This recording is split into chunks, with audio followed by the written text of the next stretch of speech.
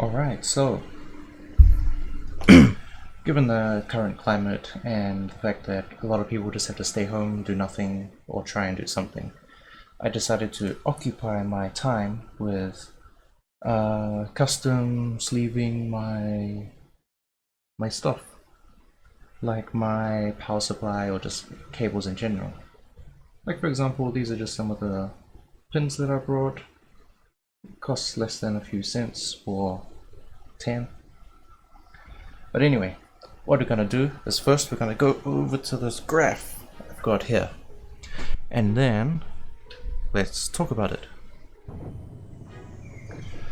So, I have included everything that I brought in order to achieve cable wrapping. So first I picked the cables I needed, just I guess they're called 18 gauge or AWG, American something something, I forgot. So 18WG. So in this column, you can just pause it or whatever, but I'm going to go through these anyway. So in this column I got the products, cables, the heads, the pins, heat shrink, wraps, splitters, crimps, whatever. And when I purchased one, what came or comes with my purchase is like how many, you know, like if you buy a 6-pack of beer, you get 6 cans. So for example, it'll be beer and then 6. So in this case, every time I purchase 1 pack of cables, I get 8 meters, and it cost 10 RMB.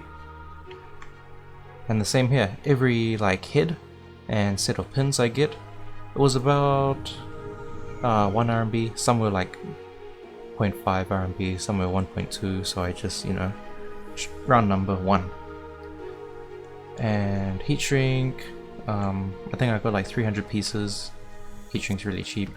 The actual cable wraps for each meter cost me 1.5, doesn't matter what color, black, white, purple, pink, blue, whatever.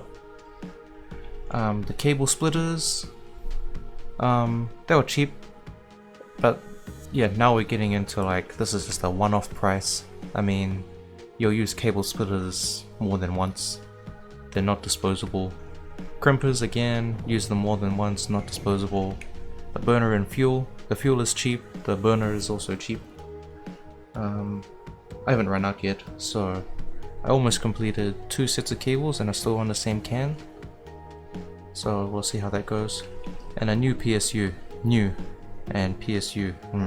for 60. And as you can see here, I've got the other currencies, like my home currency, New Zealand dollars, yay! And then something a lot of people can relate to is US dollars. So I paid everything in RMB because I live in China. So my total cost for buying like one of each product is 160 su. So 37 New Zealand dollars, 22 US dollars. So what I'll do now is I'll come over to this column here, and this is the quantity that I brought.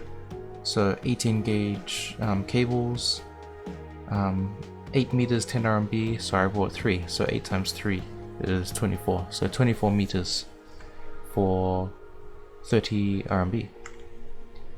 And then the pins and heads, I brought 10 of each, not 10 of each, I brought 10 total, maybe 10, I can't remember.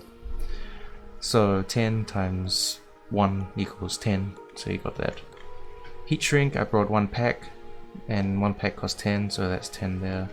The cable wraps, I got 30 meters, so 30 meters times 1.5 is 45, and then the same. The tools, splitter, crimper, burner, and a PSU. So total I spent was 235, which equals 54 New Zealand dollars, which equals 33 US dollars. So how cheap can cable wrapping be? Besides whatever the cost of your time is, I've included over here the disposables cost. So all of the disposables or usables, you know, everything minus the tools, cost 7 US dollars to pretty much sleeve a whole power supply. You can add maybe another dollar or two if you're doing like a modular power supply, or even If you're really clever, you can just remove the pins from the original power supply, sleeve them, and then put them back in, so you save the cost of the pins and the heads. But that's something you need to be good at, and if it's not worth your time, you might just want to just cut the heads off and start again. So anyway, $7 US plus your time, whatever your time is worth, to sleeve a PSU. Or actually in my case 2. $11 US, 50 RMB. So, can you sleeve your PSU for less than $10? Maybe that should be the title of this video. But yeah, yes you can. But again, of course, minus how much your time is worth. If you don't have a job right now, then your time is probably not worth that much. If you do work, then your time may be worth more than how much you put into this. Now, this is something that I've learned through doing things. The more you do it, the easier it gets. And this is definitely the case with this. So the more I do it, the more of a technique I gain. The way I do things is different from when I started, so I can do it quite fast. Maybe a 24 pin power supply cable, I can measure and cut 24 pieces of wire in about 5 minutes, and then I can sleeve them in probably just over 5 minutes again, and adding the pins is probably the most sleeving, melting the cable or melting the sleeving to the cable and crimping the pin is definitely the longest time. You might spend about 3 minutes per cable even doing that, but as you get used to it, your time will obviously increase. I reckon I can get it down to like a minute with some practice. Now, the whole burning the cable thing, it all depends on what kind of tool you're using.